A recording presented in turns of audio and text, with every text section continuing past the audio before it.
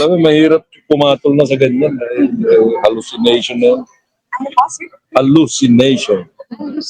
Sa sobrang dikdik na ngayon ng mga Duterte, lahat na lang ng pwede nilang they're grasping for straws.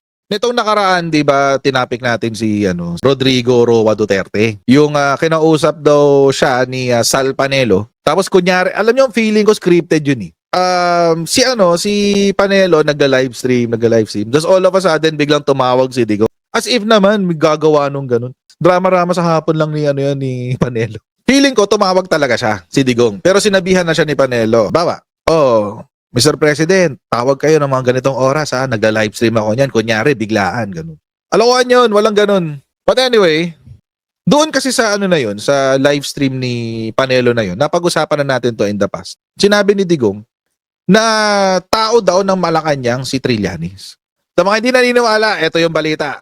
Malacanang sponsored. Duterte suspects Trillanes is Marcos's new attack dog. Ay, grabe. Attack dog daw. Bagong attack dog daw ng Malacanang si former Senator Trillanes. Itong si Trillanes talagang Malacanang sponsored yan. Hindi gagalaw yan ng ganoon. Walang pera yan. Yan sabi ni Digong. Ni Digong. Tama, si Digong nagsabi niyan. Nagtataka ako bakit ang Malacanang ginagawa. Wala naman kaming kasalanan sa kanila. Ay, wait lang. First and foremost, hindi naman kasi papansinin talaga ng Malacanang si Digong. Pero, para sabihin ni Digong na wala silang kasalanan, huwag tayo magmalinis. Oo, former President Duterte, kung umaabot man sa iyo itong mga live stream natin. Alam naman natin yung kanyang mga pinagagawa. Anong sinabi nung January 2024? Ano yung sinabi ni Digong? May bangag tayong presidente, PI na yan. Hindi lang yun, mga kotsero. After nun, di ba, sinagot siya ni Presidente? Sabi ni Presidente, it's the fentanyl talking. Napahiya. Si Digong, anong sinabi? Kung hinahamon kita, mag-drug test tayo dyan sa Luneta kahit sabay pa tayo. Ano yung basehan ni Digong kung bakit niya nasabi na meron daw tayong drug addict na presidente?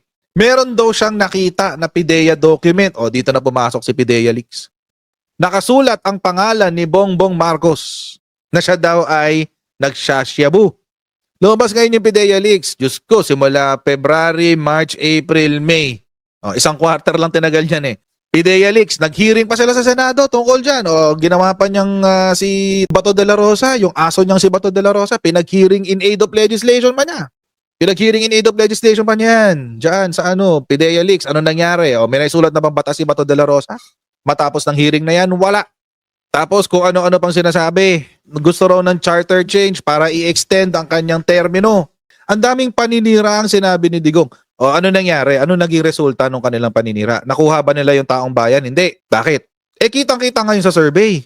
Ilan ang mga pro-administration ngayon? 38%.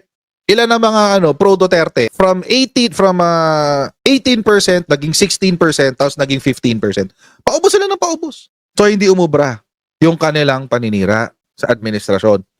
Nung hindi umubra yung kanilang paninira, anong ginamit? Sino ngayon ang ginamit nila? Si Sara Duterte naman. Pinag-resign si Sara Duterte. Tapos siya na ngayon yung pinabibira sa administrasyon kung ano-ano pinagsasabi. Ano nangyari? Ay di si Sara ngayon na bumabagsak sa survey. And significant yung mga bagsak niya. Hindi maliliit na numero. 7%, 11%. Trust and performance rating to, mga kotsero. Ano ibig sabihin nun? Na desperado na ang mga Duterte. Ngayon, sa sobrang desperado nila, lahat na lang ng pwede lang isisisi nila sa Marcos administration. Kaya may ganitong drama. Teka lang, wait. Kung tao ng ICC o kung tao ng Malacanang, si Trillanes, bakit happy sila nung na-expose, quote-unquote, na-expose daw nila si Trillanes na tao ng ICC?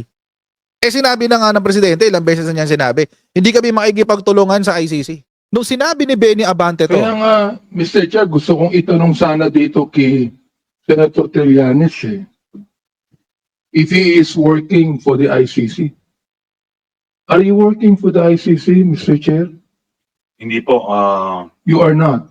hindi po, Mr. Chairman. But you are connected with ICC. Opo, by virtue of being the first to So, Mr. file. Chair. Yes. This man who used to be a part of the armed forces that should be a patriot in this country has been conniving with the ICC. Tumantuwa sila dito. Oo, tira yung sinabi ng mga Duterte vloggers. Oh. It's a good thing that Kong Abante mentioned that Sonny Trillanes is conniving with the ICC, implying that the latter is working against the interest of the country. Ito pa isa. Kong Benny Abante said something that redeems him in my eyes.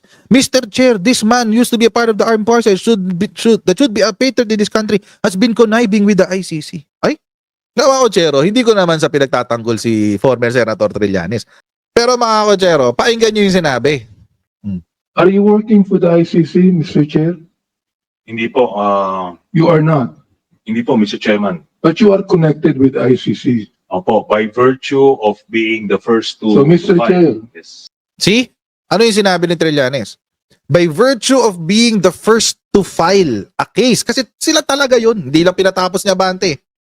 Pero kasi mga Kochero, sila talaga yung pinakaunang nag-file ng kaso. Yun ang connection niya sa ICC. Iba yung nagko-connive sa ICC. Pag nagko-connive ka sa ICC, sabihin, agent ka. Ahente ka ng ICC. So tuwan-tuwa ngayon dito ang mga DDS dahil daw nabira si Trillanes, ganyan-ganyan, nabira. Tao talaga ng ICC yan, ganyan-ganyan. Pero mga Kochero, doon lang tayo sa real, doon tayo sa totoo. Bakit gigil na gigil sila kay Trillanes? Dahil dito. Dahil sa suspicious bank accounts. Dahil sa expose ni Trillanes tungkol doon sa bank accounts na umaabot ng 2 bilyon. At nung hinamon, kung i-waive ang bank secrecy, anong sinabi ni Digong? Oo, basta sasampalin kita. Anong sinabi ni Trillanes? Sige, pumirma ka muna, papasampal ako sa'yo. Anong biglang sinabi? Pwede akong pumirma kaso joint account eh. Ito yun mga kotse. Kaya gigil na gigil sila. Na-expose bigla si Digong eh. Na-expose yung pagiging corrupt nung nagpapanggap na anti-corruption president. Naalala niyo yun? Galit daw siya sa corrupt, galit daw siya sa mga drug lords. Ang ending, siya pala yung nag-aalaga ng drug lord. At siya rin pala yung corrupt. Ngayon, edi sinabi nga nito ni Duterte na tao daw ng Malacanang, si Trillanes. Kasi nagde-declare yung Malacanang eh, na hindi sila makikipagtulungan sa ICC. So paano nilang tutulungan si Digong? Paano nilang tutulungan pala ang ICC? Kaya nagsalita ngayon si former Chief Justice. Oo, si dating Chief Justice na ngayon na Executive Secretary, Lucas Bersamin. Anong sinabi ni Lucas Bersamin? Hibang, baliw, nababaliw na raw si Digong. Ito, nakakatawa nga yung pagkakabato niya ng nakakatawa nga yung kanyang response eh. Ito yung response niya. Panoorin natin. Ano? Ganun na lang. Ano? Apa. With alam mo, mahirap pumatol na sa ganyan. Hallucination na. Ano po, sir? Hallucination. Inulit pa. Sige, oo. Tingnan yung reaction na yan ni Lucas Bersamin. No? Ni dating Chief Justice Lucas Bersamin. Ano?